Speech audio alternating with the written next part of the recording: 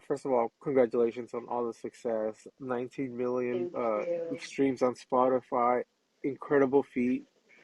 And you've been deemed the Beyonce of country music. How does that feel?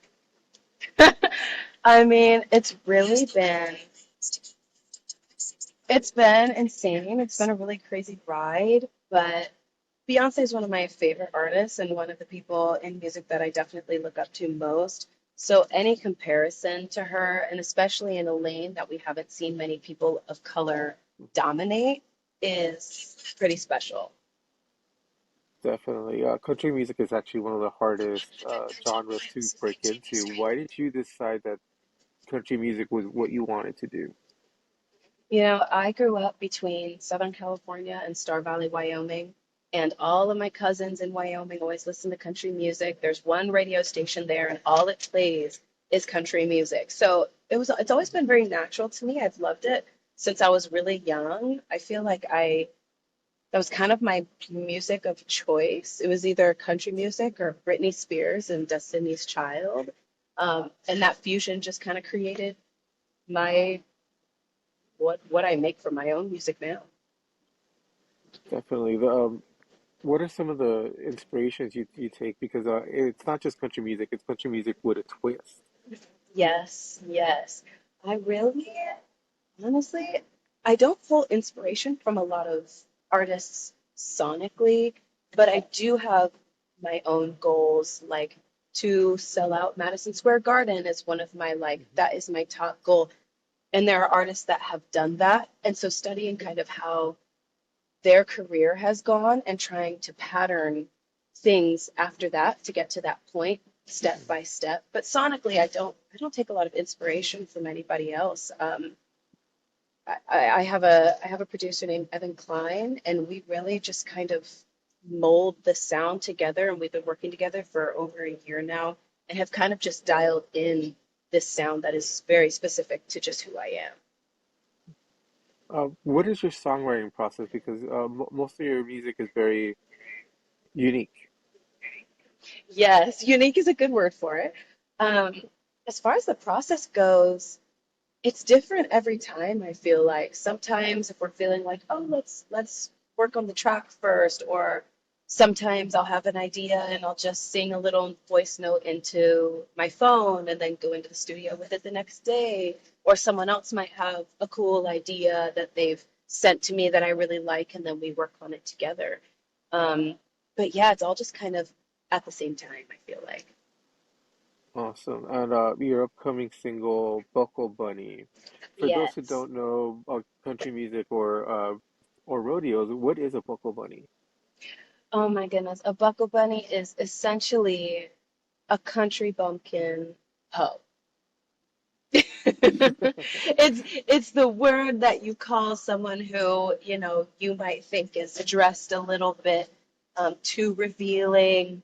And that comes from personal experience from me going to rodeos growing up. And I like to do my hair, I like to do my makeup, I like to wear cute clothes. And so I'd go to the fair, go to the rodeos, and I've been called a hussy, I've been called a buckle bunny, all because I just want to look cute. But I wanted to write that song to kind of take the power back with it because it's a cute word. I Yes, want to use the word. So we're dropping the stigma of what it is. We're taking it back and making it empowering. definitely. That song, it's very catchy. What did you start with the lyrics? Did you start with the background music? How did the beat come? Because it's very melodic, very in a very good pace. Yes. So I had the idea for Buckle Bunny for about a year, and in Nashville, it was really hard to find somebody to write the idea with me because it is a bit extreme, I would say. It's a hot take for sure. And I had a writing camp in California, and I got to write with a producer named Cambo and his guitarist Liam Kivani. And we were sitting in the room with Jesse Thomas, who was my co-writer on this. And I was like, I have this idea. It's called Buckle Bunny. And they were all like, what is a buckle bunny? And I explained it and how I wanted it to be like, I want to take it back. I want it to be like I'm not going after the rodeo cowboy, the winner of the rodeo. I'm not going for that because I got all my own. I could do it by myself. And from then on, it was really just the chorus came immediately with the I'm a Buckle Bunny, and it was pretty much just game over after that. Definitely. And it's a very empowering song. How important was it for Yes. you to give such a positive attribute to a negative connotation to the Buckle Bunny? Yes. At that point in time, my audience was growing. It was still much smaller. And it was really just a way for me to express myself. And I didn't know how, the general public would take it. I didn't know if people would love it. I didn't know if people were going to hate it. And I couldn't have planned or even dreamed of how much support has been behind it. And now it's just a movement. Definitely. How does it feel growing an audience so quickly? Because you're out there and people are wanting to hear more from you. Yes, I absolutely love all of my listeners, all of my fans. Um, as quickly as it did go, I feel like I've been, preparing for it my whole life. This has been 20 years in the making of learning how to play piano, learning how to play guitar, learning how to writing horrible songs in my room as a 10-year-old kid. I've been doing it my whole life, and as much as the audience has grown quickly, it's been 20 years in the making. Definitely. And like you said, you're from SoCal, traveling from SoCal to um, Nashville. Uh, Yes, so what's back and forth, yes. yeah, I grew up back and that forth between Southern California and Wyoming, and then I just moved to Wyoming. Nashville 2 years ago. Wow, that's very contradicting. Like they're two very different locations. Which one do you Yeah. feel you fit the best in? Uh, I think I used to flip-flop between both places and where I thought that I belonged.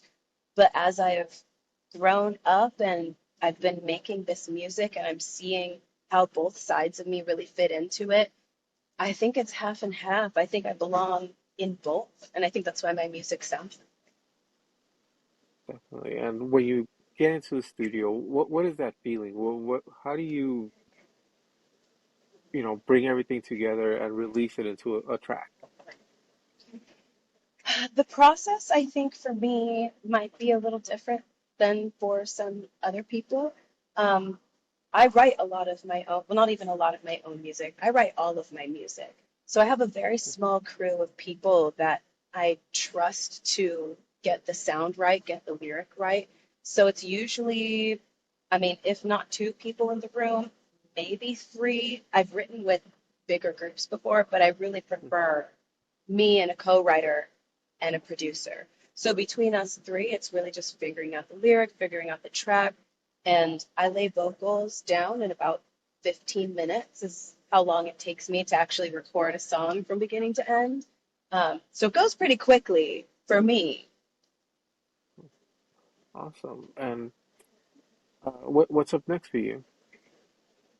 I mean, I'm traveling a lot right now, going and playing a ton of shows, lots of festivals. That's where I'm on my way right now to Wisconsin for a festival show with Main Stage Spot, which a year ago, I mean, I'm just so excited to be traveling to all of these new places that I've never been and playing these shows.